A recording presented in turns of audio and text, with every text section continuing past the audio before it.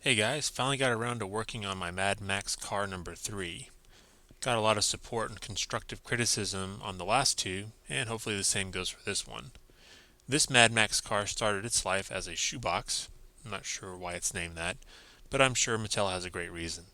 This shoebox is circa 2000 or so. Anyway, that's enough jabber, let's get going and see what's under the hood. I chose this shoebox because it's a rather good sized car. We can see a small part of the engine coming out of the hood, and for what I would like to do, I need a complete engine. Most of the time Mattel is kind enough to go ahead and cast a complete engine, even though you only see a small part of it. Luckily this car does have a reasonably detailed engine under the hood to work with. The windshield is purple, but we won't be needing it for this project, so I can just throw it out. This car meets my requirements, so we can move forward and start cutting it up. For this car, we're going to remove the hood and both doors. To do this quickly, I'm going to use a jeweler's saw. These saws use super thin blades and only cut in one direction, on the pull stroke. Needless to say, they cut through Zamac like a knife through butter.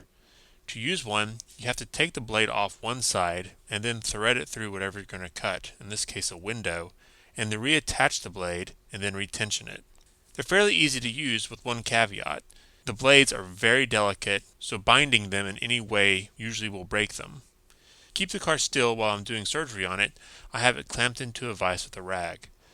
All we need to do is follow the door lines that Mattel so graciously provided us. The cuts don't need to be perfect for this particular project, they just need to be close, as the next step will be filing. For filing, I use microfiles bought from any hardware store. They're indispensable when working on small objects like this car. I'm going to use them to clean up the cut lines from the saw and remove any material I missed. For the tip of the hood, I'll use a thin belt sander. There's a clip at the end of this car that holds all the front parts together. Most cars have a post in front. Because this car has a thin clip and not the post under the hood, we can remove the hood without modifying how the car goes back together. You can always remove a post, but then you have to come up with a way to hold the car together after you're done. I find it best, if possible, to leave the parts that help keep the car together. So here the car has been cut and filed. You can see in the front I was able to preserve the clip while removing all the hood. Now I need to apply a dent texture effect.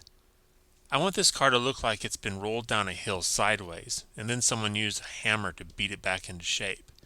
To get this type of look, we're going to load a sphere cutter. Yeah, I named it that because I didn't want to say a ball cutter. Load it up into your Dremel and then turn it on a medium speed. Then we want to take the Dremel and plunge it randomly all over the undetailed surfaces of the car. Some cuts need to be light while others need to go deep. Occasionally you can drag the sphere along the surface. The only parts you need to be careful of are the car's fine details, like in the headlights and the panel lines. Go crazy and try to be random. Be sure to wear eye protection as this gets small metal splinters everywhere. Sometime I'll do a quick tip video on other ways to use this effect, as I get a lot of people wanting to know how to put dents in their models. Once you have all the dimples in the car, you can move to the next step and attach a wire brush to your Dremel. You can use a larger wire wheel on a bench grinder if you'd like to get this done faster. The wire brush will smooth out the transition lines between the dimples. The more you use the wire brush, the more wavy the surface becomes. Do be careful not to remove details like panel lines though. Alright, at this point I've done all the metal work I need to do on this car. Everything has been cut, filed, and textured.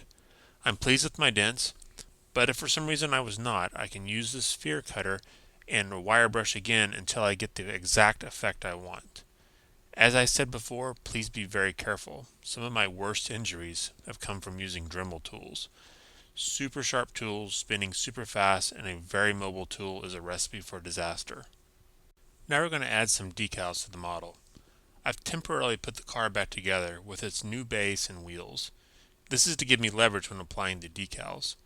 I want a skull on top of the car, but I want it to look like the skull was added after the dents were in the car. The driver of this car is a sort of a post-apocalyptic artist of sorts, and likes to give his ride some flair. The other reason I'm adding this is to give the car some color and some eye appeal, and to set it apart from the other Mad Max cars I'm making.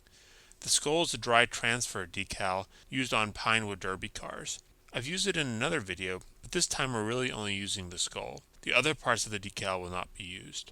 Apply this decal by positioning it and then using a blunt object like the end of a paintbrush handle, press the decal onto the surface. If done correctly, the decal will take the shape of the surface it is being applied to, and then it will have a look as if it was painted on. To add a little more appeal, I decided to go ahead and add a second decal. This time a water transfer tattoo in the shape of graffiti. These tattoos are transparent, which is good as I want this decal to be more mute and old, like the car was tagged in the junkyard before its new life as a road bandit. Apply this decal just as you would apply it to yourself. Place the decal, then press a wet towel over it. After a few seconds, the decal will release from the card and stick to the car. Use a brush to smooth it out. Like the dry transfer decal, it will take on the texture of whatever it's applied to. Now we'll treat the car just like the other two cars and age them with rust powders and matte clear coat. The only real difference is we will take care not to drown out the decals we have spent so much time applying. I also lightened up on the aging process on this car and allowed some of the underlying metal to show through. This gives the final look a bit of a shiny, more metallic look that goes really well with all the wavy dents we put in it. At this point, I'm happy with the look of the body, and we can set it aside to fully dry. I plan to revisit it later, but now we can focus on the interior. This particular interior has the door panels cast in. We need to remove all these so that the door really looks removed. To do this, I'll use a belt sander to slowly remove the offending plastic and then use a file to clean things up. So here's where we're at this point. The body's mostly done, the interior is sanded, and the base has also been sanded to look like the floorboard. The car finally has its doors removed.